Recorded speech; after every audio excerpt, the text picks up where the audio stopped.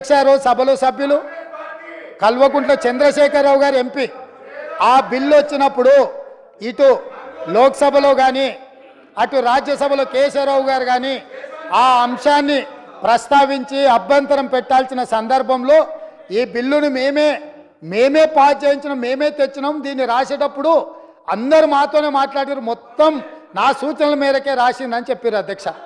ఆ రోజు రాసింది చంద్రశేఖర్ రావే అయితే అందులో ఒకవేళ లోపం ఉంటే ఆ లోపాలకు బాధ్యులు ఎవరు అధ్యక్ష? ఈనాడు ప్రతిపక్ష నాయకుడు ఆ లోపాలకు బాధ్యుడు కాదా అని నేను మీ ద్వారా అడుగదలుచుకున్న అధ్యక్ష వాళ్ళను. ఈరోజు మీరు 2014 నుంచి 2023 వరకు కృష్ణా రివర్ మేనేజ్మెంట్ బోర్డు సమావేశాలు ఏర్పాటు చేసినప్పుడల్లా ఉమాభారతి గారు మంత్రిగా ఉన్నప్పుడు వారు వెళ్ళిండ్రు, చంద్రశేఖరరావు గారు వెళ్ళిండ్రు, వివిధ సందర్భాలలో వీళ్ళే అధికారికంగా వెళ్ళిండ్రు. ఇంతవరకు నేను మా ఉత్తమ్ కుమార్ రెడ్డి గారు ఏ సమావేశాలకు పిలవలేదు, మేము వెళ్ళలేదు అధ్యక్ష. మేము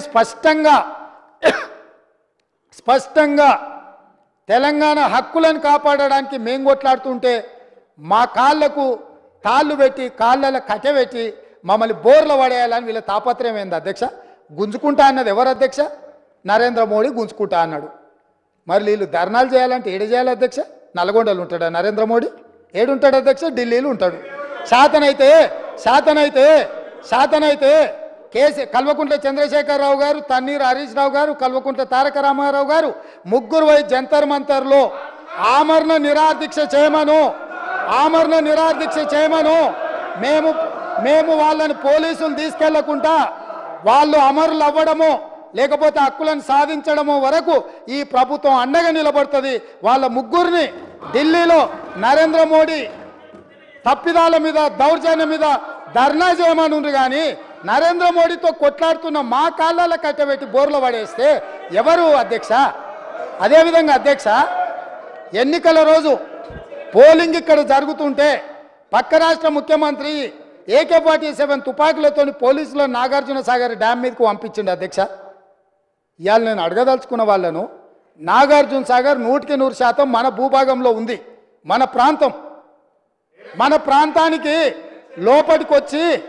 లోపటికొచ్చి తుపాకులు పెట్టి ప్రాజెక్టులను ఆక్రమించుకుంటుంటే వీళ్ళ సహకారం లేకుండా వస్తాడా అధ్యక్ష? ఇంటి దొంగలు లేకుండా జగన్మోహన్ రెడ్డి గారు లోపలికి వచ్చి నాగార్జున సాగర్ డ్యామ్ మీద పహారాలు కాసే పరిస్థితి వస్తుందా అధ్యక్ష? ఎందుకు ఆ రోజు వీళ్ళు మాట్లాడలేదు? వీళ్ళు ఇచ్చిన అలుసే కదా, వాళ్ళు పెట్టిన పులుసు తిని వీళ్ళు అలుసు ఇవ్వడం వల్లనే కదా ఈరోజు ఈ పరిస్థితి వచ్చింది.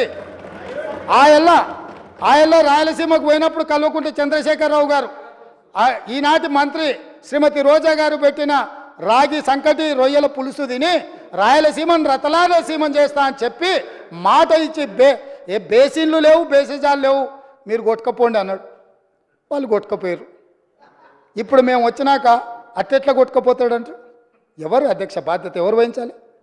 నీ కళ్ళ ముందే కదా ముచ్చుమర్రి చంద్రబాబు నాయుడు కట్టింది, నీ కళ్ళ ముందే కదా రాజశేఖర రెడ్డి పోతిరెడ్డిపాడును 44,000 క్యూసెక్లకు పెంచి తరలించకపోయింది, నీ కళ్ళ ముందలనే కదా నీ ఇంట్లో పంచపక్ష ప్రమాణాలు జగన్మోహన్ రెడ్డి గారికి పెట్టి జీవో నెంబర్ 203ను నీ ఇంట్లోనే పునాదులేసి రాయలసీమ లిఫ్ట్ ఇరిగేషన్కు ప్రగతి భవన్లో కేసీఆర్ గారి డైనింగ్ టేబుల్ మీద పునాది రాయబడ్డది.